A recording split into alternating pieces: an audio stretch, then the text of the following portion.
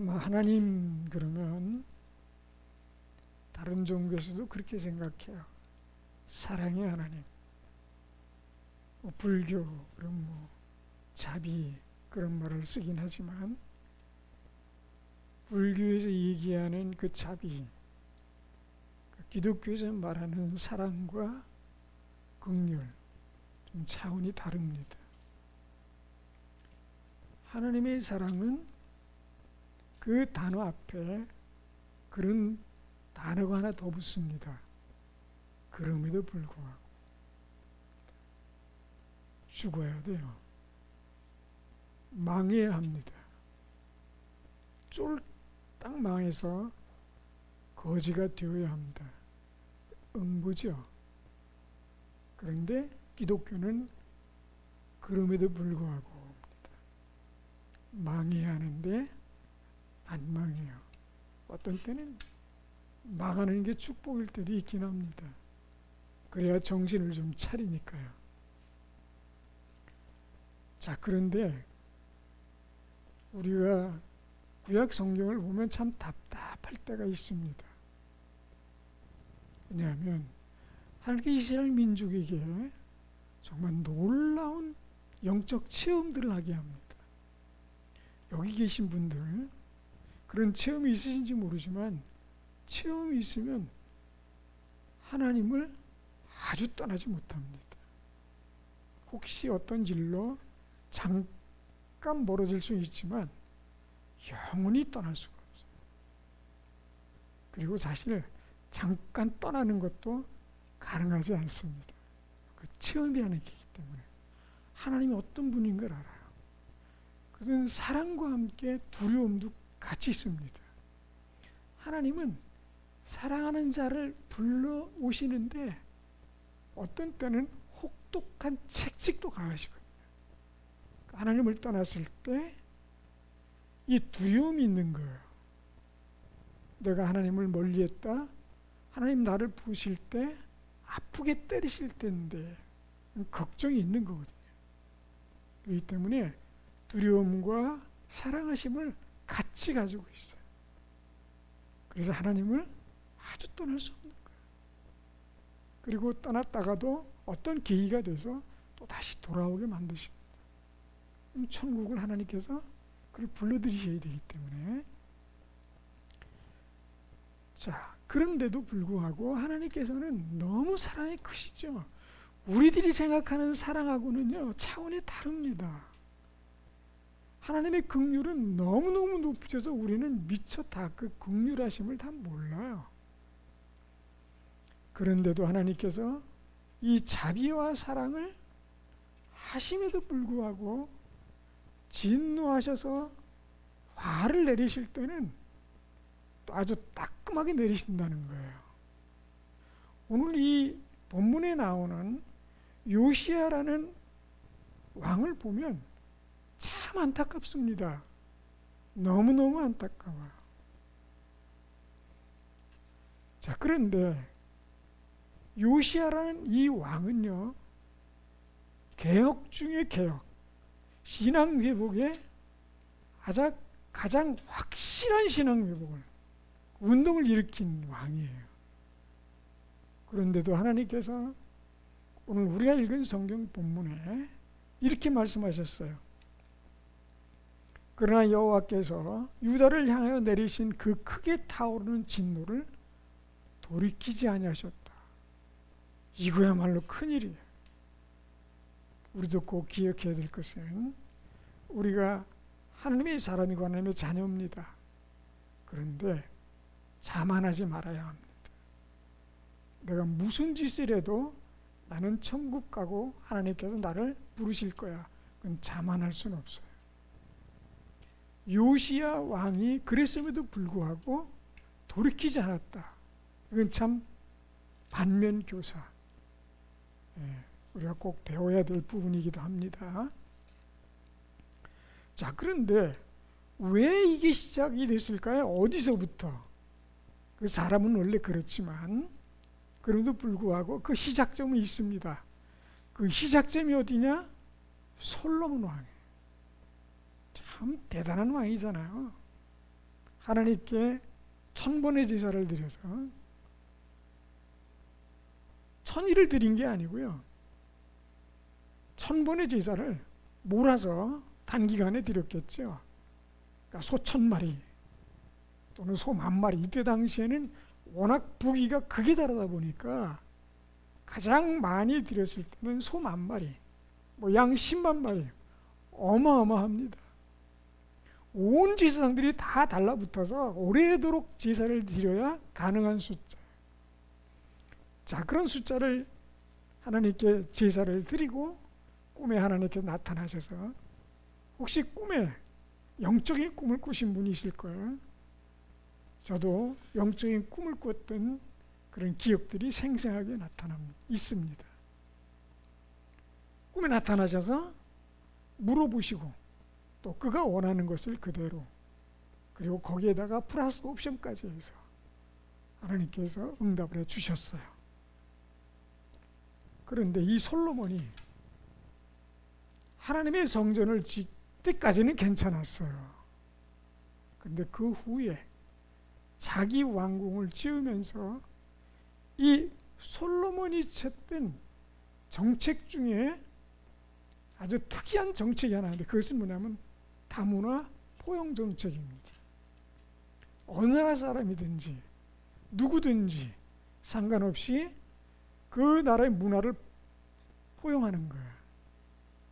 자, 이게 하나님께서 제일 경계하고 하고 또 주의하라고 주셨던 말씀 중에 하나예요. 이거를 외국의 공주들과 결혼한 거예요. 그런데 이 워낙 아내가 많으니까요. 전부 다 합치면 1000명이에요. 야, 그게 가능할까요?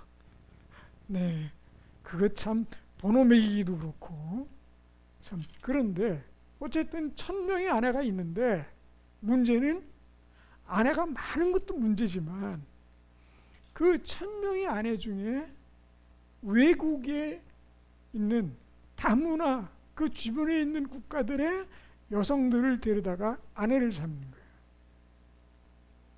근데 그 여성들이 와서 아내가 되는 것보다 더 큰 문제는 이 솔로몬이 가지고 있는 기본적인 마인드의 문제가 있었던 거예요. 그러니까 다른 나라에서 온 여성은 자기 문화가 있을 거 아니에요. 지금도 우리나라에 많은 외국의 여성들이 들어옵니다. 그러면 여성들이 들어와서 한국 사람과 결혼할 때 사람만 오는 게 아니에요. 그들의 습관, 그들의 문화, 그들의 종교, 이게 문제예요. 자, 그런데 그 나라에 왔으면 다윗 같으면 혹여라도 그런 여성을 혹시 데리고 왔더라도 개종을 시켰을 거예요. 솔로몬은 포용 정책을 했어요. 그 주변에 있는 나라가 다 좋아했어요. 그리고 국가 대 국가의 연합이 굉장히 원활했어요. 볼 때 이상적이에요. 포용 정책은 참 듣기는 굉장히 좋습니다. 차별 정책 하면 안 되죠. 남성과 여성 차별하면 안 됩니다. 가난한 사람과 부자 차별하면 죄입니다. 그러나 이 문화 포용 정책을 폈던 이 솔로몬이 했던 것은 그 종교를 허용한 것뿐 아니라 부인이 워낙 많아서 다른 나라에서 데리고 온 공주들이 많으니까 그들이 자기의 종교를 그대로 다 할 수 있도록 그 궁을 하나씩 만들어줬는데, 참 궁도 많아요. A궁, B궁 해가지고 말이죠. 다 하면서 그 궁을 져주면서 그 궁에 그들의 종교의 모든 행사를 할 수 있는 시설까지 다 갖춰준 거예요. 그러니 온통 종교의 종합시장이 된 거예요. 자, 이게 솔로몬이 하나님 앞에 범죄한 이 시작이요. 그러다 보니까 나중에 솔로몬이요, 예루살렘 건너편에 산이 하나 있어요. 그 산 위에 그 산당을 짓습니다. 자기는 다윗, 자기의 아버지 다윗이 모리아산 거기에 하나님의 성전을 짓고 자기는 거기서 예배를 드리고 자기 그 아내들은 다 흩어져서 각자 그 종교 행사를 합니다. 그리고 그 산 곳곳에 산당들이 있어서 다른 신들을 다 믿습니다. 굉장히 바람직해 보이죠. 그죠? 성경 이것에 굉장히 경고를 합니다. 11장 1절 2절에 이렇게 되어 있습니다. 열왕기하. 솔로몬 왕이 바로의 딸 외에 이방의 많은 여인을 사랑하였으니 모압과 암몬과 에돔과 시돈과 헷 여인이라. 여호와께서 일찍이 이 여러 백성에 대하여 이스라엘 자손에게 말씀하시기를 너는 그들과 서로 통혼하지 말며 그들도 너희와 서로 통혼하게 하지 말라. 그들이 반드시 너희의 마음을 돌려 그들의 신들을 따르게 하리라 하셨으나 솔로몬이 그들을 사랑하였더라. 이게 문제인 거예요. 사랑은요, 사랑하게 되면 해서는 안 되는 일을 하게 되는 거예요. 그것이 종교의 문제까지 커져버립니다. 이게 솔로몬의 결정적인 실수예요. 저는 그래서 지혜를 가지고 있는 솔로몬의 그 지혜를 좀 이렇게 표현하고 싶어요. 부족한 지혜. 세상적 지혜는 충만했는지 모르지만 영적 지혜는 빵점이에요. 여러분, 사람에게 영적 지혜가 따로 있어요. 세상 지혜와 영적 지혜는 판약이 다릅니다. 세상에 배운 거 없고 아는 게 없고 세상 지식에는 별거 없는데도 불구하고 영적 지혜는 뛰어나신 분이 있어요. 축복받은 분이에요. 세상 지혜는 자랑할 게 없어요. 그러나 영적 지혜는 얼마든지 자랑해 좋습니다. 영적 지혜는 그냥 생기는 게 아니고 하나님께서 먼저 깨달음을 주시고 노력해 얻어질 수 있는 거예요. 다윗은 영적 지혜가 뛰어난 사람이에요. 솔로몬은 영적 지혜가 빵점이에요. 탈락이에요. 근데 이 무서운 건요, 무서운 건 뭐냐면 이 솔로몬의 이 범죄가 나라를 둘로 갈라지게 합니다. 우리나라도 남북이 갈라졌잖아요. 이것을 종교적으로 보면 기독교 이전에 이미 불교나 천주교는 벌써 신사참배를 결정해서 다 드리고 있었는데, 그래도 제일 늦게 기독교들이 이제 차츰차츰 시작을 해서 일본의 신사참배를 결정했는데, 그냥 신사참배만 한 게 아니라 아예 일본에까지 가서 일본의 신사에까지 가서 참배를 했다. 이것이 하나님께서 아마도 우리 민족을 갈라지게 하는 것이 아니었을까. 나중에 기독교계에 유명하신, 그래도 꽤나 이름 있는 분이 내가 그때 잘못했다고 고백을 한들 소용없어요.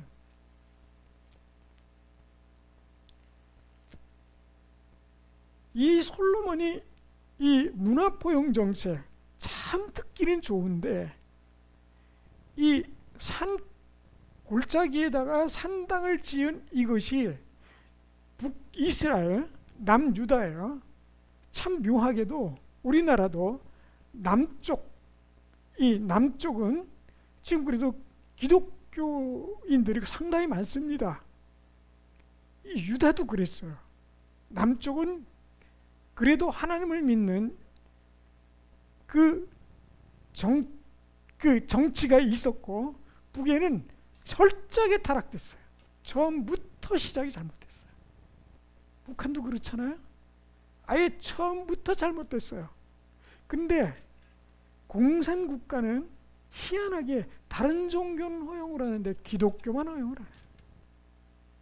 중국도 그렇고. 북한은 아예 싹쓸이에요. 뭐 불교고 뭐고 그냥. 예. 오히려 정화됐어요. 그런 차원에서 우상이 사라졌으니까.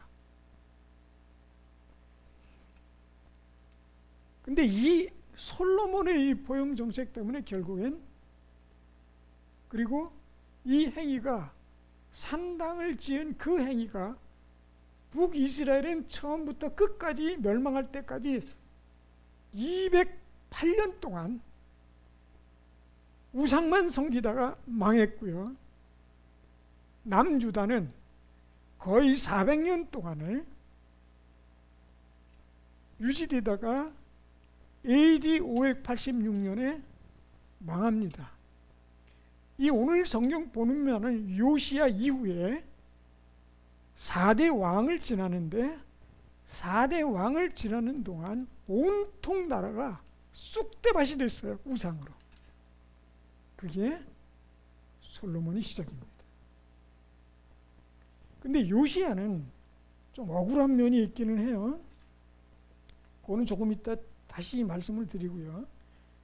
조금 전에 제가 오늘 우리가 읽은 부분은 아닌데 열왕기상 11장 3절 8절을 보면 이렇게 나옵니다.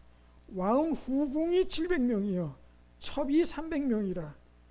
후궁과 첩이 뭐가 차이가 있는지 뭐 제가 찾아보니까 이래저래 말은 있던데, 어쨌든 그의 여인들이 왕의 마음을 돌아서게 하였더라. 솔로몬의 나이가 많을 때 그의 여인들이 그의 마음을 돌려 다른 신들을 따르게 하였으므로 왕의 마음이 그의 아버지 다윗의 마음과 같지 아니하여 그의 하나님 여호와 앞에 온전하지 못하였으니, 이는 시돈 사람의 여인 아스다롯을 따르고 암몬 사람의 가증한 밀곰을 따름이라. 솔로몬이 여호와 눈앞에서 악을 행하여 그의 아버지 다윗이 여호와를 온전히 따름같이 따르지 아니하고 모압에 가증한 그모스를 위하여 예루살렘 앞산에 산당을 지었고, 또 암몬 자손의 가증한 몰록을 위하여 그와 같이 하였으며, 그가 또 그의 이방 여인들을 위하여 다 그와 같이 한지라. 그들이 자기의 신들에게 분향하며 제사하였더라. 솔로몬이 마음을 돌려 이스라엘 하나님 여호와를 떠났다. 이렇게 돼 있어요. 얼마나 끔찍한지 아세요? 이 산당이요, 이 산당이 유다가 멸망하는 400년 동안 계속해서 그대로 유지됩니다. 중간에 종교개혁이 한 2번 정도 더 있었어요. 그런데 이 산당은 계속해서 유지됩니다. 이 솔로몬이 지은 산당, 위대한 왕이 지은 이 저지른 이 범죄가 그대로 그 후손들에게 답습되는 겁니다. 그러나 하나님은 어떤 분이에요? 하나님은 그걸 그냥 두지 아니하시고 경고를 하십니다. 잘못된 길로 돌아서라고. 그러나 솔로몬은 돌아서지 않아요. 자, 그런데 우리가 기억할 것은 뭐냐면, 범죄는 어떤 속성을 가지고 있냐면 눈덩이 법칙을 가지고 있습니다. 이게 뭐냐면 바늘도둑이 소독이 된다, 그렇게 말하는데요, 시간이 가고 횟수가 늘어날수록 굴러가면서 범죄가 커집니다. 처음에 잘못할 때는 가슴이 두근두근하고 두렵고 떨리지, 그것이 시간이 가고 횟수가 늘어나면 그 다음부터는 범죄를 저지르는 일에 담대해집니다. 죄의식이 사라집니다. 양심이 화인맞습니다. 더 이상 잘못에 대한 의식이 사라지는 겁니다. 하나님께서 이스라엘 민족에게 이 범죄에 대한 그 징계를 내리시는데, 나중에는 어떻게 바뀌냐 하면 징계를 당할수록 하나님께 가는 게 아니라 하나님부터 더 멀어집니다. 하나님에 대해 분노가 하나님께 쏟아내서는 안 되는 말을 막 쏟아냅니다. 하나님을 안 믿고 다른 신을 섬길 때는 괜찮더니 하나님 믿으니까 더하네, 이렇게 말을 합니다.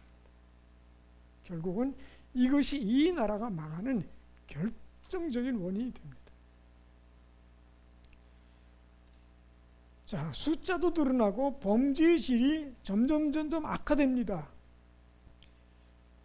그리고 최악의 상황으로 치달은 시작은, 이 나라가 이 지경이 된 이 최악의 상황은 어디서부터 또 시작되냐면, 신기하게도 개혁을 일으켰던 여호사밧 왕에서부터 시작합니다. 그 유다 왕 중에 괜찮은 왕이 여호사밧, 히스기야, 요시야, 이 세 왕이에요. 나머지는 아주 악한 왕들이 됐거든요. 우상 섬기고.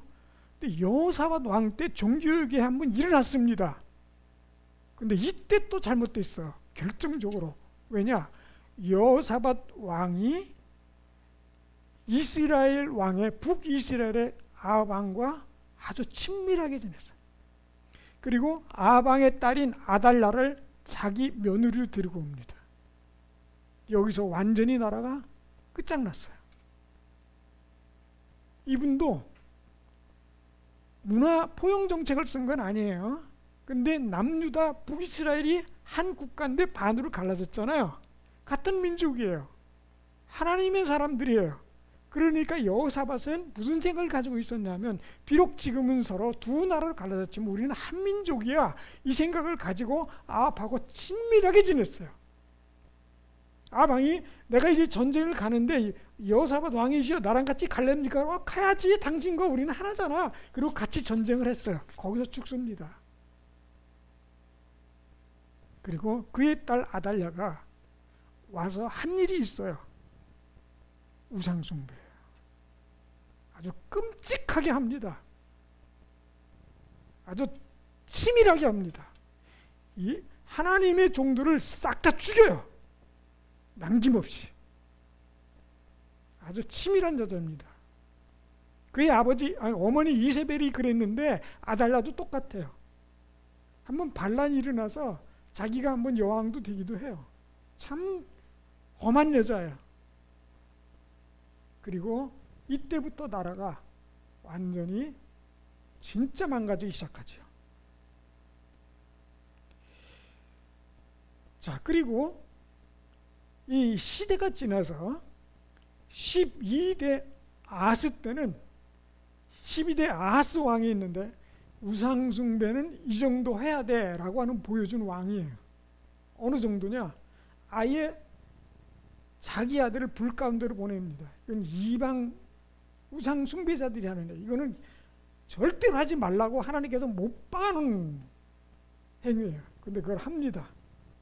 그리고 다메섹 아수르에게 조공을 바치러 가서 우상제단을 보고 그려가지고 자기 부하에게 가서 빨리 그대로 고치라고 그러다 완전히 하나님의 성전을 뜯어 고쳐요. 하나님의 제단도 옮기고 막 성전에 막 다 아주 그냥 걸레장을 만들어 놨어요. 그리고 와서는 그 보고원 그대로 흉내내서 거기서 제사를 합니다. 그리고 완전히 나라를 망가뜨린 장본인이 바로 요시야 왕의 아버지예요. 므낫세라고. 55년 동안 통치하면서 정말 끝장을 냈습니다. 그래서 하나님께서 요시야 왕의 개혁을 보고도 딱 이름을 들어서 그 한 사람이 있는데 므낫세를 말씀을 하십니다. 저놈 때문에 돌이킬 수가 없다. 자, 그런데 참 아이러니하게도요, 이게 반복돼서 나타나는데 악한 왕, 선한 왕, 악한 왕, 선한 왕이, 근데 악한 왕이 더 많아요. 근데 하나님께서 이 므낫세가 아주 굉장히 악한 왕인데 또 그 아들은 또 달라요. 므낫세가 일찍 죽었어요. 죽고 그 아들 요시야가 몇 살의 왕이 됐냐면 8살의 왕이 됐어요. 참 8살짜리가 뭐를 알겠습니까? 왕이 됐어요. 근데 잘 보를 받으면서 이제 나이가 이제 많아서 25살쯤 됐을 때 갑자기 요시야의 마음에 어떤 간절함이 생기냐면 성전 보수를 해야 되겠다 이 생각이 들었어요. 개혁의 시작은 성전에서부터 시작합니다. 성전을 바르게 왔다 갔다 할 줄 알아요. 관심을 가져야 되고요. 자, 성전 보수를 명령을 내렸어요. 성전을 좀 제대로 고쳐라.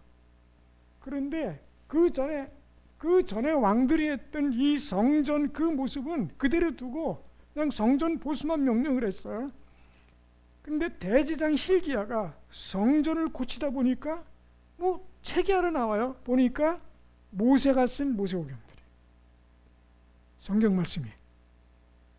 그리고 hil기야가 뒤적뒤적하니까 기절촉풍해서, 그러니까 대제사장이 됐는데도 불구하고 성경을 몰랐던 거예요. 그냥 흉내만 낸 거예요. 예배 형태만 한 거예요. 그러다 그것을 가지고 사반에게 줍니다. 왕의 옆에 있는 서기관이에요.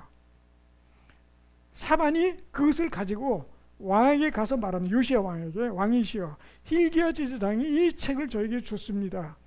읽어드릴까요? 그랬더니 그래 읽어봐. 쭉 읽어 나가는데 거기서 요시야가 너무너무 놀라서 무릎을 꿇고 거기서 하나님 앞에 회개하며 기도합니다. 왜 우리가 이 지경이 있는데 이제 알겠군요 하나님. 그리고 거기서 비로소 개혁의 의지를 다지게 됩니다. 그리고는 성경을 읽고 성경을 다 읽고 나서 가르치기 시작합니다. 그래서 개혁의 시작, 단체도 그렇지만 개인의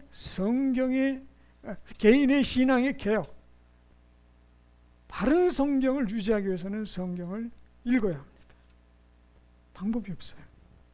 예배만 참석하는 것 같고 모자라요. 예배 참석해서 주일날 설교 한번 듣고 성경을 유지한다? 죄송하지만 불가능합니다. 마치 주일날 예배 한번 오면 자기의 신앙생활 다 했다고 생각하고 그것이 다라고 생각하면 내 신앙은 성장하지 않습니다. 유지는 돼요. 나 구원 못 받는다? 그 말씀은 아니에요. 그런데 이왕 신앙생활 할 거면 좀 잘해야 하잖아요. 회복해야 됩니다. 그러려면 성경을 읽어야 합니다. 이 요시야는 성경을 읽고 성경을 가르치기로 결심합니다. 그리고 성경을 가르치기 시작합니다. 자, 그 말씀이 오늘 읽지는 않았지만 열왕기하 22장 8절부터 쭉 있습니다. 제가 읽을 테니까 한번 가만히 여러분이 들어보세요. 대지사장 hil기야가 서기관 사반에게 이르되 내가 여호와의 성전에서 율법책을 발견하였노라 하고 hil기야가 그 책을 사반에게 주니 사반이 읽으니라. 10절 또 이 서기관 사반이 왕에게 말하 이르되 제사장 hil기야가 내게 책을 주다 하고 사반이 왕의 앞에서 읽음에 왕이 율법책의 말을 듣자 곧 그의 옷을 찢으니라. 이에 왕이 여호와의 성전에 올라가매 유다 모든 사람과 예루살렘 주민과 제사장들과 선지자들과 모든 백성의 노소를 막론하고 다 왕과 함께 한지라. 왕이 여호와의 성전 안에서 발견한 언어책의 모든 말씀을 읽어 무리의 귀에 들리고 읽어줬어요. 가르친 거예요. 그래서 여러분에게 목회자가 여러분에게 성경을 읽으라고 한 이유가 있어요. 듣고 읽어야 합니다. 그래서 유대인들은 설교라는 시간보다는 성경을 읽어주는 시간을 더 많이 갖습니다.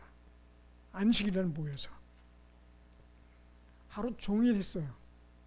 지금 우리는 1시간 하고 가잖아요. 나머지는 식사하고 교제하고 가잖아요. 유대인들은 아침에 모여서 저녁까지 이 성경을 읽어줍니다.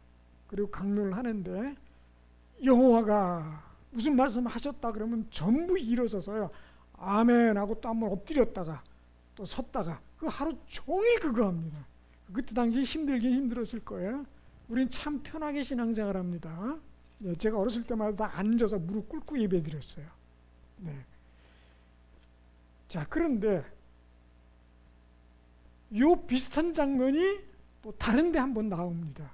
성경 청소를 하다가 정리를 하다가 성경 말씀을 예레미야가 적어서 보냈어요. 그때는 성경 청소를 하다가 아니라 예레미야가 성경을 적어서 보냈어요. 그때 왕이요 이렇게 듣고 있다가 그 성경을 읽으니까 다 읽었냐? 이리 줘. 그러면 칼로 조각조각 내고 불에다 태워버렸어요. 이런 왕도 있어요. 근데 요시야는 자기 옷을 찢고 회개해요. 여러분 하나님의 말씀이 들릴 때 아멘하고 내 자신을 치면서 나를 반성하고 하나님께 더 가까이 가는 사람이 있는가 하면 또 분노하고 하나님을 더 무시하는 자들, 하나님의 말씀을 거부하는 자들이 있어요. 여러분 만약에 하나님의 말씀이 내 생각, 내 뜻과 다르지만 그것이 하나님의 말씀이라고 생각할 때 그것을 깨닫고 나를 반성하면 복받은 자입니다. 축복받은 분이에요. 그래야 돼요. 그런데 말씀을 듣다가 저건 나랑 다른데 저건 잘못하는 건데 큰일입니다. 아주 위험한 거야. 자, 그런데 요시야는 그 말씀을 듣고 어떻게 했는 줄 아세요? 행동합니다. 이게 중요한 거예요. 말씀을 들을 수 있어요. 주일날 예배에 참석해서 말씀을 듣습니다. 나갑니다. 땡! 깨끗이 있습니다. 아주 은혜롭게 쌓여 있습니다. 그 다음 날 오면 새로운 마음으로 옵니다. 새로운 사람이 돼서 와요. 이건 축복 아닙니다. 요시야는 어떻게 했습니까? 그 즉시 개혁을 일으키는데 제일 먼저 한 일이 있어요. 산당 깨부수는 일이에요. 열왕기하 23장 13절에 이렇게 시작합니다. 예루살렘 앞 멸망의 산 오른쪽에 세운 산당들을 왕이 더럽게 하시. 이거는요 솔로몬이 세운 신당이에요. 그때까지 그냥 있었어요. 여호사밧 때도 견뎠어요. 히스기야 왕 때도 견뎠어요. 아사 왕 때도 견뎠던 산당이에요. 그래서 솔로몬이 지었기 때문에 누구도 건드리지 않았어요. 그런데 요시야 왕이 이거를 부셔 더럽게 만듭니다. 이는 옛적의 이스라엘 왕 솔로몬이 시돈 사람이 가증한 아스타롯과 모압 사람이 가증한 그모스와 암몬 자손이 가증한 밀겁을 위하여 세웠던 것이에요. 이게 신앙회복 종교개혁의 시발점입니다. 말씀을 먼저 알아야 합니다. 그리고 말씀을 읽고 깨달음이 있으면 행동하는 것입니다. 행동하는 양심이라고 그러죠. 행동하지 않으면 양심이 살아나질 않아요. 그냥 지식으로 차곡차곡 쌓여옵니다. 수십 년 신앙생활 했을 때 가장 위험한 게 바로 이 지식입니다. 성경 지식. 행동하지 않는 비양심이죠. 행동하는 비양심도 꽤 있기는 해요.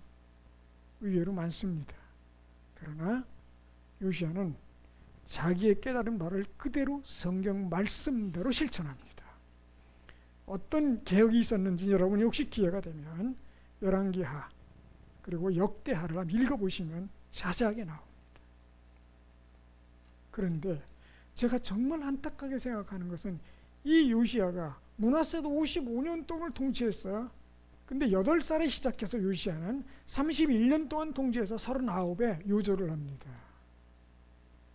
병으로 죽은 게 아니에요. 애굽이 쳐들어온다 그러면 그거를 막으러 가다가 자기가 관계없는 싸움을 하다가 거기서 죽어요. 축복일까요? 저줄까요? 사람들은 말합니다. 이거는 하나님께서 징계한 거라고. 그러나 성경은 그렇게 말씀하고 있습니다. 그에게 더 끔찍함을 보지 않게 하기 위해서 내가 그의 영혼을 일찍 데려갔다. 이 세상에 오래 사는 게 축복일까요? 아니면 천국에 일찍 가는 게 축복일까요? 여러분 마음속으로 대답해 보세요. 이 땅에 오래도록 질깃질깃하게 똥밭에 굴러도 사는 게 축복일까요? 아니면 일찍 천국에 하나님 부르셔서 일찍 가는 게 좋을까요? 차마 이렇다고 대답하기 좀 그렇고 저렇게 대답하자니 좀 그렇죠. 네, 이 세상 일찍 사는 게 축복이다. 그러면 천국 안 가는 게 그것보다 이 세상에 사는 게 축복이라는 말이 될 것 같으니 좀 말하기 애매하고, 그렇다고 저 천국에 가는 게 축복이다 그러더니 여러분 일찍 가세요. 그러니 그것도 좀 그렇고 애매합니다. 그러나 분명한 것은 요시야에게는 이 땅에 오래 사는 것보다 하나님께서 이제 징계를 내리는 시기가 왔어요. 이 이후에 요시야의 왕이거나 요시야 왕의 아들들이거나 요시야 왕의 형제거나 이 왕을 하는데 3개월, 3년, 11년 이렇게 하다가 끝납니다. 그리고 결국에는 586년에 유다가 멸망합니다. 때로는 우리가 이해할 수 없는 어려움을 겪는 이들이 있어요. 그는 때로는 축복이기도 합니다. 왜냐하면 사랑하시기 때문에, 그를 정말로 사랑하시기 때문에 부르시는 방법이기도 하고요. 때로는 정말 신실한 자들을 일찍 데려가시기도 합니다. 그건 우리가 함부로 겉으로 보이는 것으로 판단해서는 안 됩니다. 그러나 요시야 왕 같은 완전 개혁은 사실은 유다 열왕들 중에 다윗 때 외에는 절대로 이루어지지 않았던 일들이 많았습니다. 성경대로입니다. 이렇게 시작되죠. 오늘 성경에 우리가 읽은 성경 부분에 이렇게 되어 있습니다. 25절입니다. 요시야 같이 마음을 다하며 뜻을 다하며 힘을 다하여 모세의 율법을 따라 여호와께로 돌이킨 왕은 요시야 전에도 없었고 후에도 그와 같은 자가 없었다. 그런데 요절합니다. 젊은 나이에 무려 39살의 말이죠. 아직 한참 일할 나이에 하나님께서 이 뜻을 돌이키지 않는다는 것이 얼마나 무서운지 모릅니다. 하나님은 자비의 하나님이요 은혜의 하나님입니다. 그러나 용서하지 않고 이렇게 뜻을 돌이키지 아니하실 때는 분명히 돌이키지 아니하신다는 겁니다. 그렇다고 완전히 버리시는 것은 아닙니다.